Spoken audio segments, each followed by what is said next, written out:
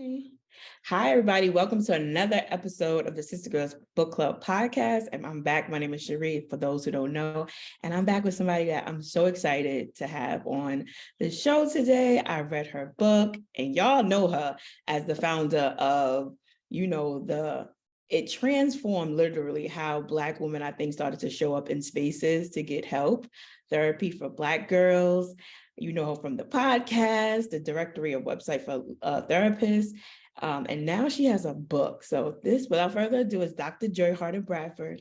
You're a licensed psychologist, you're a speaker, and now you're an author. I got the book, I read the book, and it was amazing. I don't know, it's something about this book. I just told my friend, I feel like this is the book that I would give to every Black girl as like a gift, or just as something that if they wanted to find sisterhood, if they wanted to find like just a way to reconnect with each other on a level that's not like accusatory or pointing the finger, but just kind of like wants to help you, this would be the book. So, the title of the book, okay, Sisterhood Heals, the Transformative Power of Healing in Community. So once again, how are you doing? And welcome to the show. I'm so happy to have you here.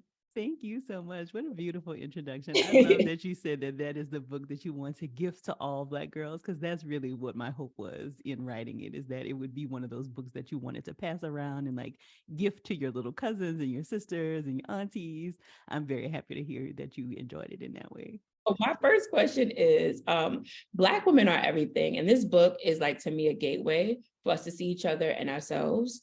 What made you go in that direction of sisterhood and not the sole focus of just being on like writing a book about becoming a better Black woman? Like you focused it on sisterhood as a collective. Yeah, I kind of see those things as intertwined, right? Like I really feel like a lot of what it means to be well as Black women is really centered in our community and centered in the idea that we help each other to be better. And when I think about the foundation of a lot of the work that we do at Therapy for Black Girls, it really is based on sisterhood, this idea that we all want to be well, and that really looks like looking out for one another.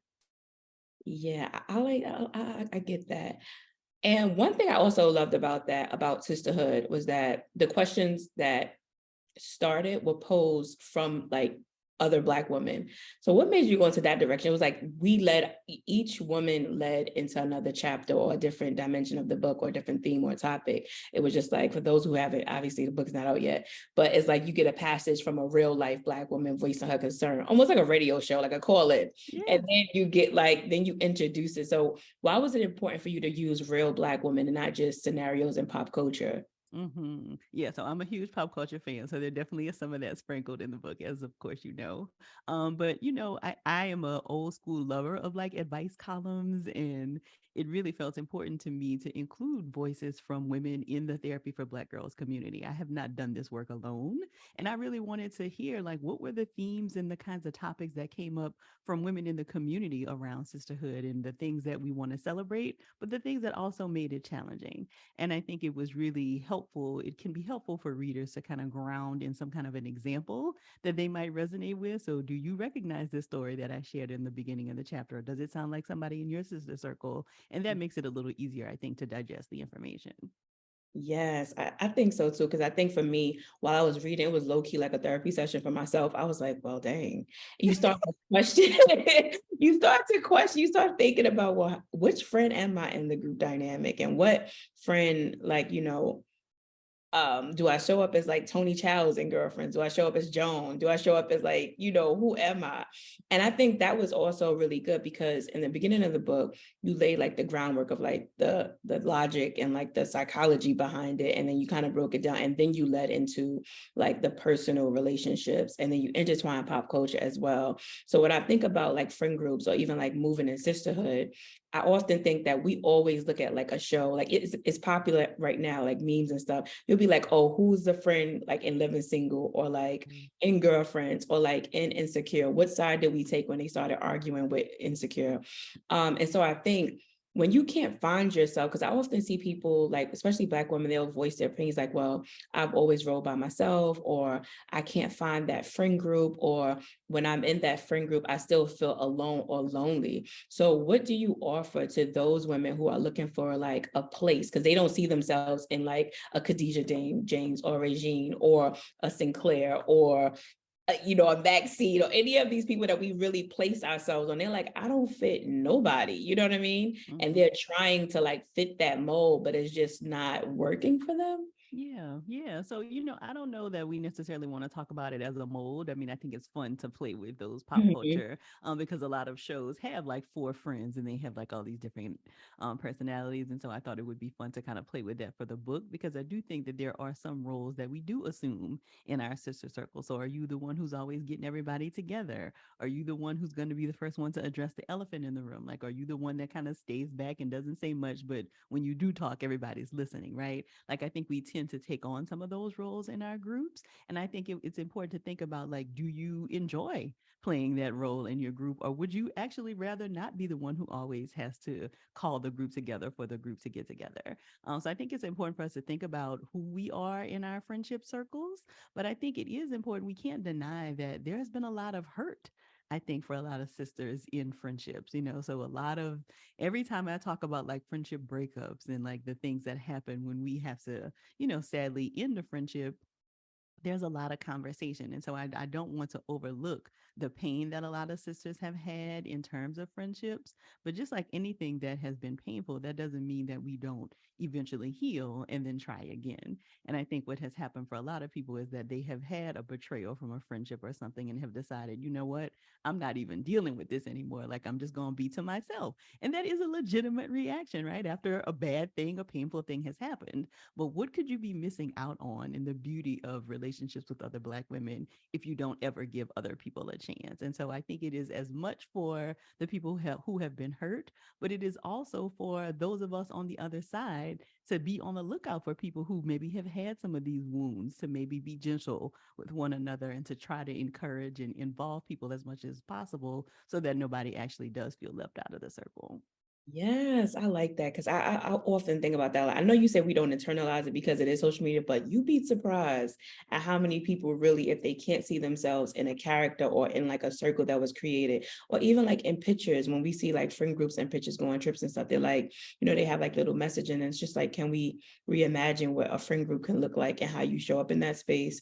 Or is it just about the aesthetic? So that was a question that I had too. Like, how do we discern, like in your book, right? And you broke down like different people that we might show up as in sisterhood circles, and even like when you mentioned being a global sister, how do we make sure that we're not stuck in the imagery of sisterhood and actually being a participant in what sisterhood is really? Because a lot of times, like, we have the brunches, we have the speakers panel series, we have the dinners, the trips, and then we go to these places, or the places that we think are safe spaces for Black women to have the sisterhood, and you get there and you realize, oh, it's just performative, or it's just Mm. about money, or you only like us because we look a certain way. So how do we kind of like not avoid it, but just really take that away, go into it with a clearer mind when we think about sisterhood?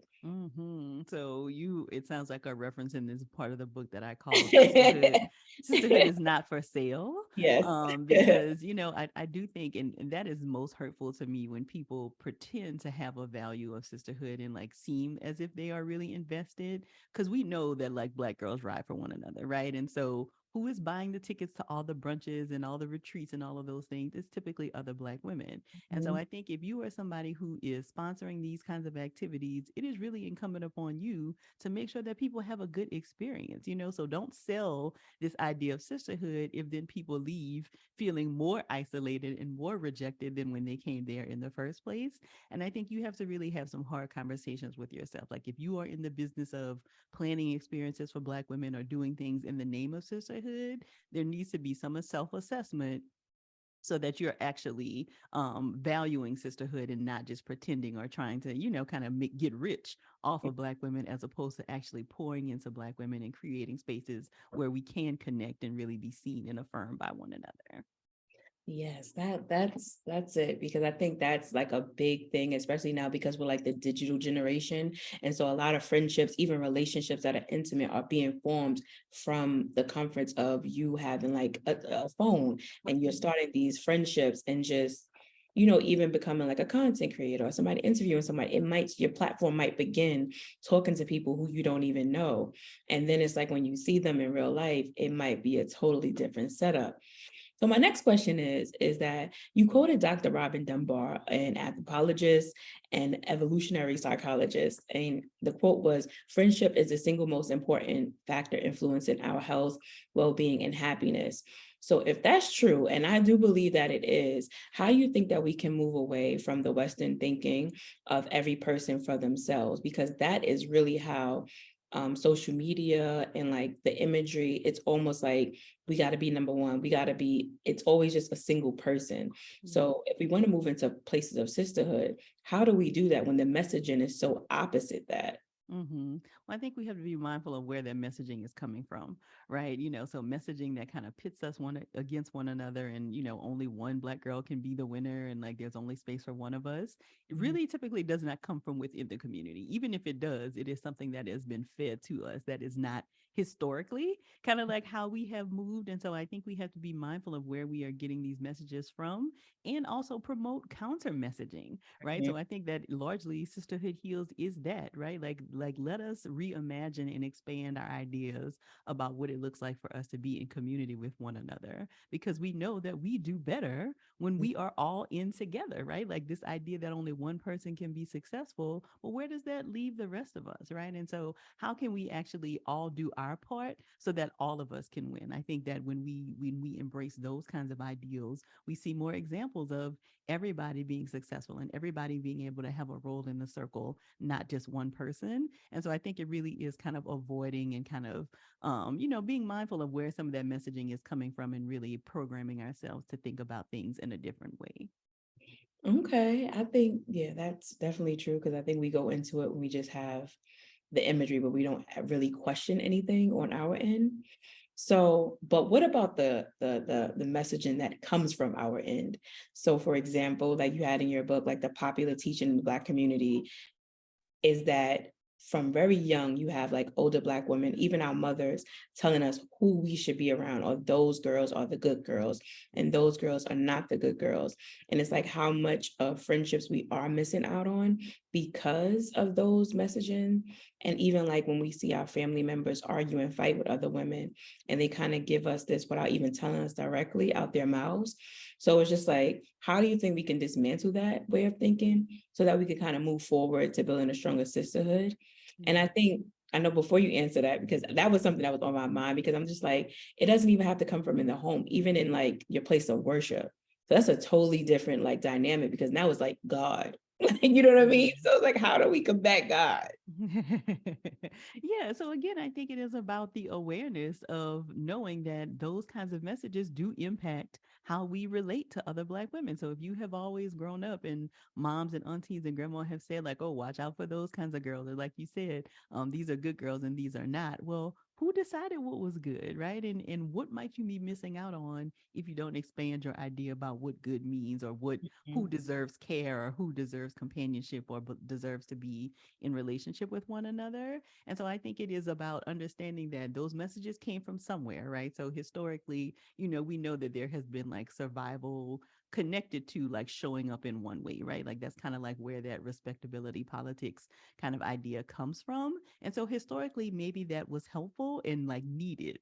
But do we still need to hold on to those kinds of ideas today? And how well have they even served us anyway? Right. So this idea that these people, or these kinds of women are not the kind of women that we want to be in relationship. Well, who said that? And is it helpful for us to continue to hold on to that, or is it more helpful for us to examine where we got these messages from, and to include more people in the circle, and to have conversations, some hard conversations with one another about maybe the ways we have behaved in the past that we're not so proud of, and how we can do a better job moving forward.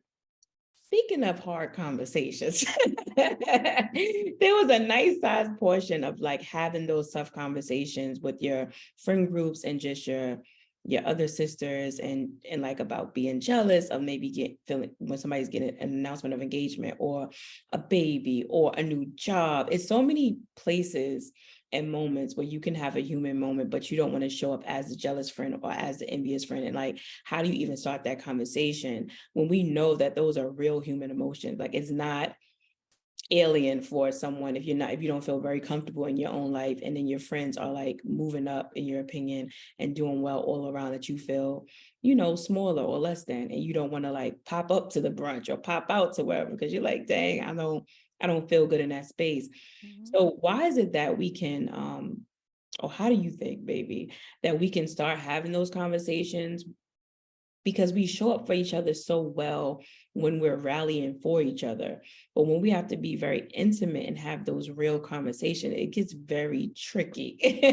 Why do Mhm. you think that is? And how do you think that we can really like, I don't know, really, I'm thinking about like real conversations that I had to have with my friends, and I've had some real ones, and Yeah. it takes so much prep. It's like, okay, if I do that and she says that, it could go this way, okay, it could go that way. And it's like, this is a lot. It is a lot, but that is what it means to be human, right? And I think as Black women, we often struggle with this because so much of our socialization has been to kind of be robot like, and Mhm. it's these capes that we have to wear and kind of showing up everybody and like never having emotions, never allowing people to see us, struggle. And I think that that makes it difficult for us to be intimate with one another in a lot of ways. And so what you're talking about are these very real human emotions like jealousy, like envy, like whatever, that I think we struggle to give voice to because it's very shameful, right? So you feel ashamed of yourself, like, oh, I should be happy for my friend, but I'm also really disappointed that my life has not turned out in some kind of way, right? And it really comes down to being able to hold the idea that two things can be true at the same time. So you can be really happy for her, but also really sad that this cool thing has not happened for you. And I think even if it is hard, it is important to give voice to those things for a couple of different reasons. One, because the relationship really might depend on it, right? Because what happens is that we tend to act out passively aggressively when something's going on, right? So we Mhm. end up missing the brunch, the bridal brunch, or we, do something else to kind of throw a monkey wrench in the plans when really we could have just given voice to, I'm feeling a kind of way about this thing happening and I feel like I need to let you know. And so we're often worried that like we're going to hurt her feelings or, she's not going to want to be friends with us anymore. But if we act out in those kinds of ways, then that is actually what ends up happening, right? So now she's really disappointed that you ruined her bridal brunch or whatever and doesn't feel like you're a good friend. When if you could have said like, hey, I want to be honest with you, like I'm really happy for you, but I'm also really sad that this hasn't happened for me, right? Now you might not want to say that like the night of her engagement, but at some other point, like I think it is okay to actually give voice to these very human things. And even if she's a little defensive and, kind of can't hear it in the moment, I still think that that's better than like the passive aggressive ways that we often act out because we don't give credit and don't give voice to our own needs and our own experiences. That's very true. And so, speaking on that, or just like having wants and needs, how do you feel like we should approach topics where it almost feels like there's no winning in the situation, right? We're not at the point where we don't want to be friends with people, because I think it's almost like sometimes when you get in with friendships with Black sisterhood, period, it's like if we're not in agreement, sometimes it can feel like we're at war. And it's like, we're not at war, girl. It's okay. We disagree. But for the sake of just having community, because I think we look at sisterhood sometimes as like my best friend or my friends or my friendship groups. And we don't look at ourselves, like you said, as global sisters and having that global sisterhood.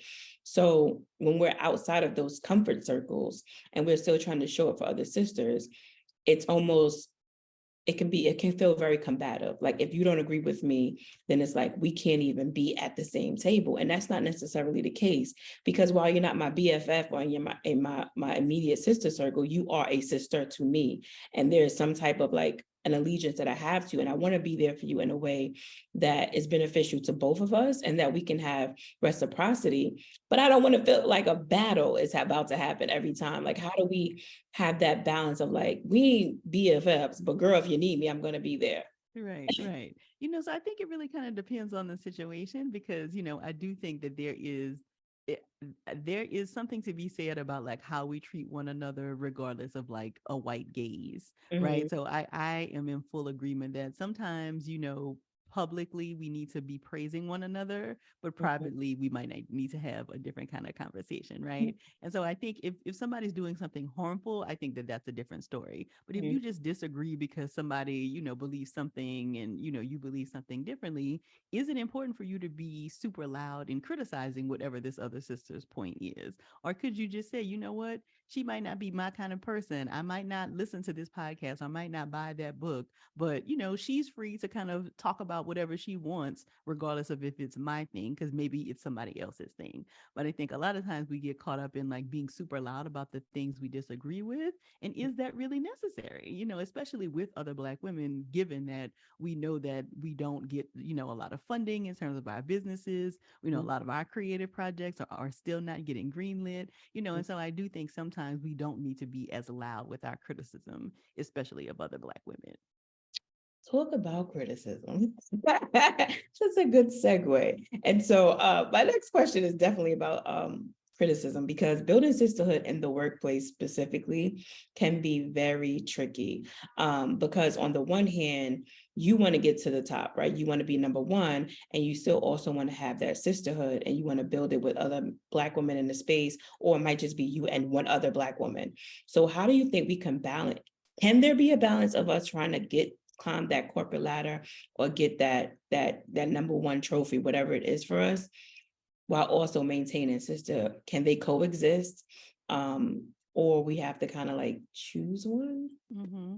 I think that they can coexist. And in the book, I talk about, in corporate spaces, are you the kind of sister who gets to a place? We know that a lot of us find ourselves, depending on what we do or where we find ourselves, as like one of many or like the only one, right? And so when you find yourself in that kind of a space, are you somebody who is like swinging the door wide open behind you and thinking like, okay, I got here and now I'm bringing as many sisters as possible with me?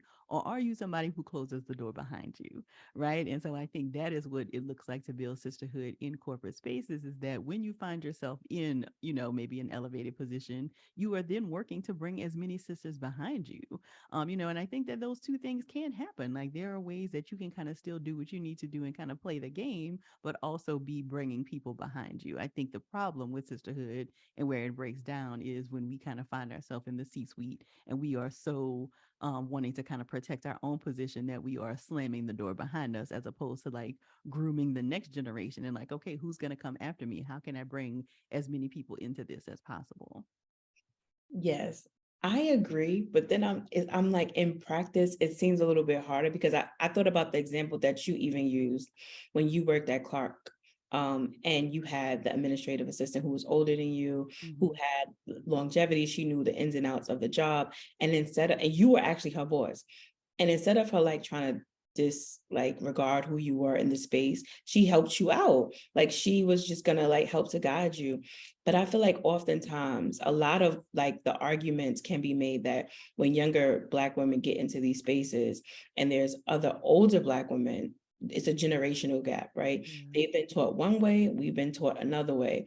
And it's like, I want to build that um sisterhood with you, but it's just like we don't even agree about locks being worn at the workplace. Like you have like fundamental values that it's Right. just like mind blowing. So how do we even build when like core values are different, but it's not in a sense of like, these are my, like I said, my BFFs. I'm still trying to Mm-hmm. make that sisterhood with you, because I know for the betterment of us overall, it's good for us to be on one accord somewhere in the workspace. Mm-hmm. But if you don't even like me because I have locks, or because my nails are long, or Right. because I wear bright colors, or whatever it is, like how do we get past that when you're trying? Right. The truth is that sadly you might not be able to, right? Because the truth is that everybody can go, and so if you are not somebody who really does believe in sisterhood as a value, sisterhood as a practice, then you might actually be in the way. And so and it's not as if, like completely discarding like somebody who maybe feels those values, but it's clear that we are not on the same page. And so if I'm wanting to kind of foster a community where everybody can win, and you are like vehemently opposed to that, then that means I need to build community with other people who also believe that thing. Because a lot of times we will slow ourselves down and kind of get stuck when we are trying to like change somebody else's mind when likely they are not going to change their mind. And so I think there can be a way where we leave space for if that ever happens, that they do change their mind, but that doesn't stop you of the work from continuing to kind of grow in sisterhood and like connecting with other sisters who do want to have that kind of thing. Yeah, I agree with that because I do think it can be hard, but it's like sometimes it can be one small thing that helps us bridge it, just to like love of music or just something smaller or just an agreement on something. It's like it takes sometimes we go into things with already a negative stereotype about what people are like in a workspace or how this is or whatever. Mhm. So my next question is, it was a quote that you said, when it's glorious, it's when we got us, it's glorious, but when we don't, it's painful. And then you use like the honeypot example, and you use so many examples that we can see where we rally behind each other. Like, and I mean, we'll buy up all the products, we'll do all of this. But when it comes to extending grace, it's just like, where is it? Like, where is it? And I remember specifically the honeypot, I call it an incident, because in the beginning, once we felt like she needed to be protected, we purchased everything. I was one of the people who went to Target and got some stuff. Like I was there. And then Mhm. as soon as we thought that she wasn't for us, it wasn't even a space or a time gap that we gave her to just be like, well, what's up? Can you answer some of these questions? It was like we immediately went on a defense. Yeah. And I wanted to know, especially because now we're in a digital space with everything, with clothing, with brands, with anything. It's like the moment we think someone is not for us, and particularly Black women, not only do we want to like stop them, we want to drag them to the pits of hell. Mhm. And we want to open up that pit and drag them some more. So it's like, why do we do that, number one, and how can we stop it, because you see it every single day. And then Yeah. when she came out and told, like, she had to do like a whole, I feel like a whole campaign just Yeah. to get people to say, I remember she had the scientists come on and all this other stuff. I remember I tweeted, I was like, I'll never forget how y'all did how y'all did, because and it makes you scared to want to even show up in that space, even though if you know something is needed. It's like these would be the people that you fighting so hard to protect or to be there for, will be the ones that will have you sitting at your office talking about help me. So why do we do that is the question, and how can we like just pause for a moment before we just go ham? Yeah, yeah. So I think a lot of things happened there that were completely uncalled for, but I feel like a part of it is that online activity I think flattens our humanity in a lot of ways. So we kind of are interacting with each other as these like avatars I and agree. not as like whole people, right? Like if I see you or even on this call or if I saw you in person, like I'm going to interact with you very different because I can like see the fullness of who you are. But like online for some reason like that is flattened and we're like just interacting with boxes and pictures and somehow like something has gotten distorted and we are forgetting that these are real actual living people with feelings and emotions and all of these things on the other side of the screen. And so I think we are thinking about it as if we're like talking back to a TV screen, like fighting with a movie, but this is a real other sister that you're interacting with. And so I think the first step is us remembering that these are real people on the other side of whatever conversation we're engaging with. And I think a lot of people got inflamed and like, like really, really triggered in a lot of ways related to the honeypot situation because there had been so many other situations where there have been other products and other experiences that we have rallied behind that then ended up getting sold, right? So I think there's been like Carol's daughter and like Shea Moisture and that doesn't feel good, I think, for a lot of people, like when they have been the early builders of a product and like the marketing has been really exclusive to them. And those sisters are like involved in like, okay, this is for you. And, kind of going back to our earlier conversation around sisterhood is for sale. And so I think you have to be careful as a business owner to be mindful of like the kinds of decisions you're making when you're getting communities involved in your marketing. You can't like pretend that you're super invested and then when it makes good business sense you just disregard the community. Like who wants that? Like that doesn't feel good to anybody. And so I think for Black women in particular that has happened to us so many times that anytime something looks like it's going to kind of feel that way we are like at alert, right? And we're ready to kind of like, oh my gosh, like here the thing is happening again. Now that still does not call for all of the ways that people reacted to Beatrice, I think. But I do think that, you know, when you peel the layers back, you can see kind of how we got there. And so I think everybody just needs to kind of take a step back and think about like, okay, this is another person. Is it really necessary for me to interact with them in this way? But I also think as business owners who do a lot of marketing exclusively to Black women, you do have a different, I think, onus. Like there's a different responsibility when you build businesses and products that are exclusive to Black women. And then, you know, you want to make different kinds of business decisions. Like you can't then disregard the community. I agree because I just felt like it was so many different points of view, and a lot of points of view is specifically for that incident. It was valid, but it just felt like it was just too hard. Like It it was, was yeah, so it was hard. way overboard. It was like this. It doesn't feel like this is the right type of like just we can't justify this part.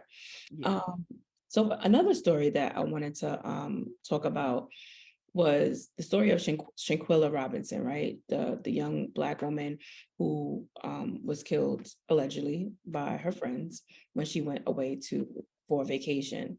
And that we saw in real time because the imagery and things that we've created for ourselves as Black women just in general has always been very, very positive. We haven't seen in a while of like this type of friendship being played out in like real time, right? Because we saw video images started popping out of her friends and her fighting, and just it was so much like against what we stand for, right? Mm-hmm. We are the girls who created Black Girl Magic, and you know all of those beautiful things, and the Crown Act, you know. So where we really focus to be positive, and so when that came out, then you started getting all these threads on Twitter of like, yes, this is my story too. Like it's time for me to tell the story about my friend group, or it's time for me to tell the story about how me and my best friend, how she betrayed me, or it's time for me to tell the story about, you know, the Black woman who I worked that who was my boss at work. Or everybody started having these painful conversations, but there wasn't this. There wasn't that. There wasn't really like a solution. It was just like everybody started telling us what happened to them, but there wasn't really like a discourse on how can we fix this, or what the dynamics of friendship can be, or like what could have been done properly, or what could have like saved this woman. Mm-hmm. um and so I want to know, like, in your opinion, why when something bad happens with the sisterhood, do we not give like solutions? Like nobody really walked away with a solution with that. It was just kind of like, and this is why I don't got a lot of gang of friends, and this is why I'm by myself, and this is why. It's like we almost was like, yeah, girl, I was waiting for this to happen, and just to let everybody know this is why. Mm-hmm. um so I just wanted to know your opinion on that. Like there was no real actual conversation about how we can be better friends, how we can show up as better women to each other in those spaces. It was just kind of like, let's all just dump and then walk away. Mm-hmm. Mm-hmm. So, you know, I don't know a lot of the details because I try to stay away from like traumatic stories like that. I Mhm. mean, I do know with the story that you're talking about. And so I don't know, like, were there things that had happened in their friendship before that, you know, like would lead one to believe that these were not people to be trusted. From what I remember, there hadn't been. And so she kind of went and thinking like, oh, we're friends, we're going to go to this thing. And then whatever ended up happening that they killed her, I just do not know. Like none of that makes sense. And then, you know, we got half stories and, you know, all of that stuff. But I do think a lot of the reason why then people started sharing about their own experiences with travel and, you know, their own experiences, because we do try to hold, I think to our earlier conversation around like not criticizing each other publicly, I think a lot of times we don't come forward with these kinds of stories because we don't want to bash other Black women, right? But there is something to be said about the fact that even if we are Black women to one another, some people still need a lot of help figuring out whatever is going on in their Very own true. lives, right? And then they interact with other people who are in different places, and then we, you know, get these kinds of situations.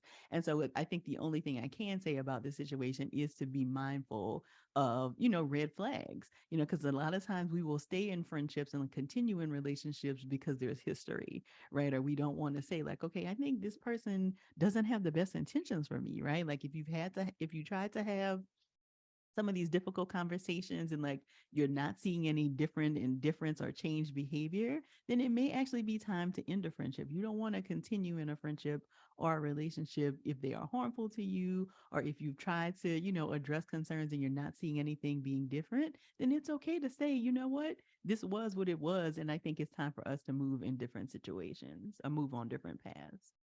Yes, I agree because I just feel like it was so much around why we don't have friends or why I don't have friends.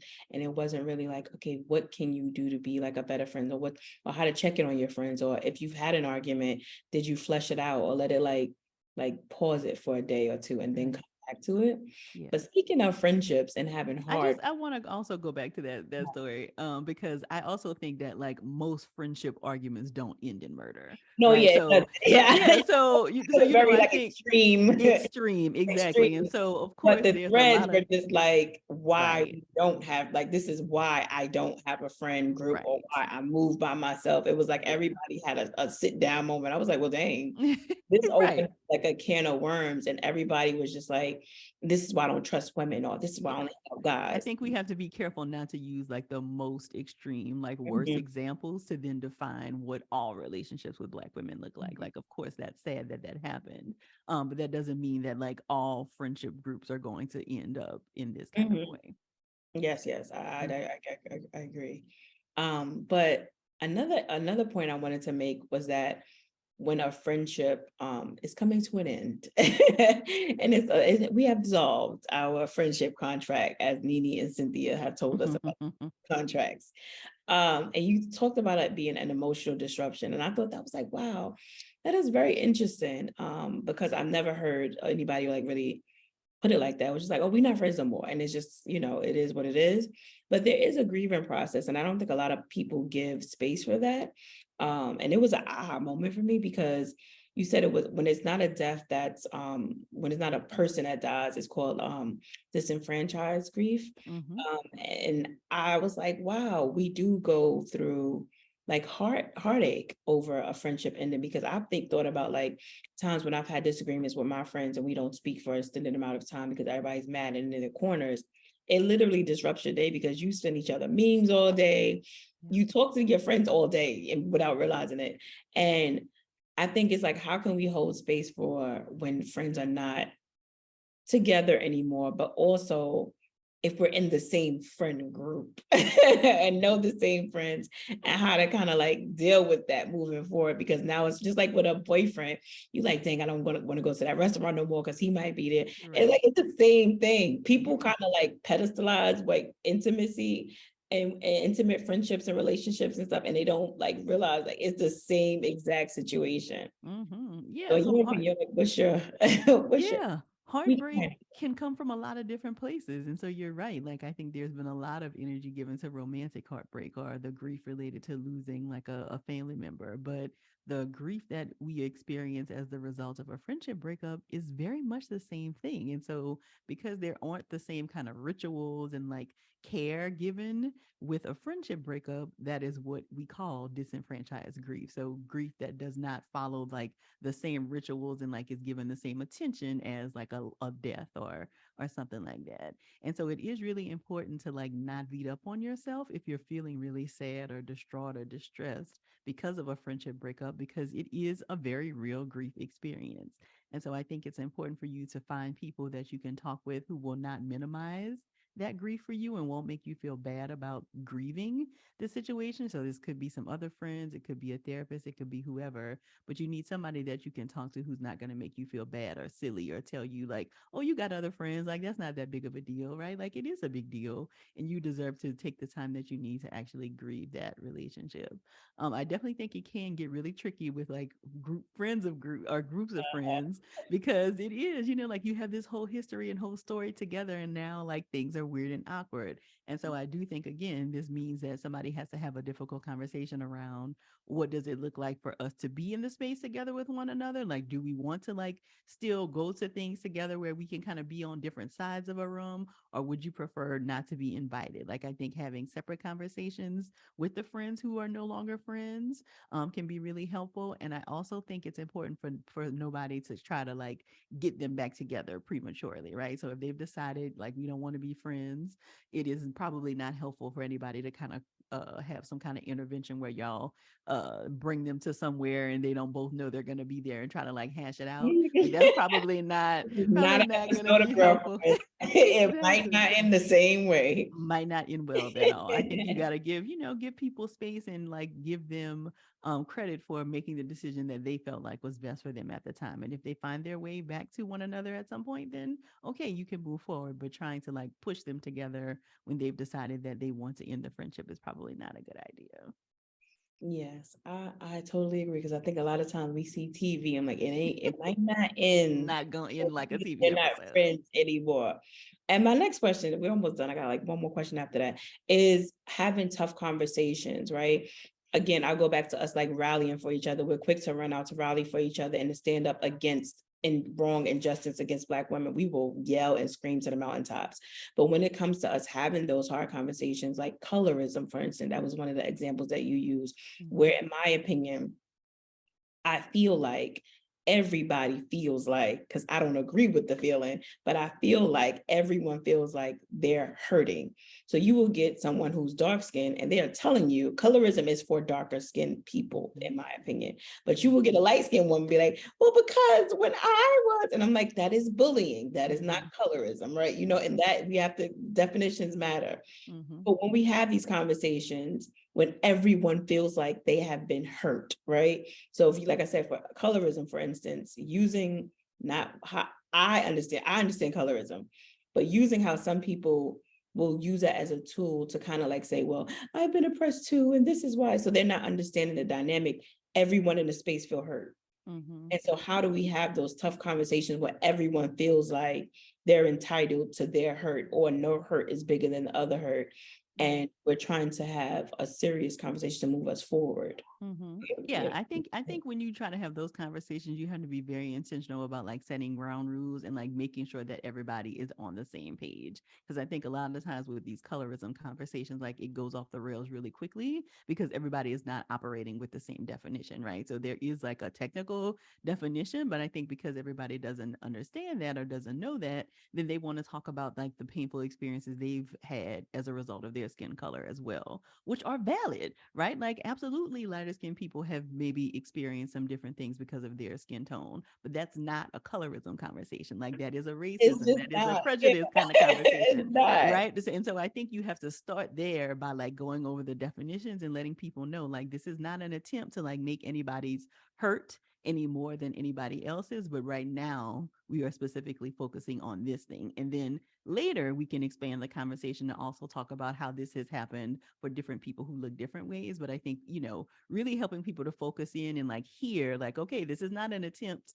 to invalidate your pain, but right now this is what we're talking about. Yes, and I agree with you because I feel like everybody wants to be centered, especially when we're Black women, because we have everything coming at us. So it feels like, Right. no, it's my pain too. So like, how do Right. we have that when we're not even on the same page of what colorism even means? Right. Yeah. So you spoke about the systems that are in place to keep us, that are designed to keep us kind of like in a scarcity lifestyle, a scarcity mindset when dealing with each other.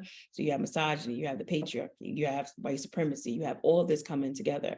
And let's just say, I'm someone who understands that, right? And I'm at the workplace, I have the tools, I read the book, I highlighted, I did all the things.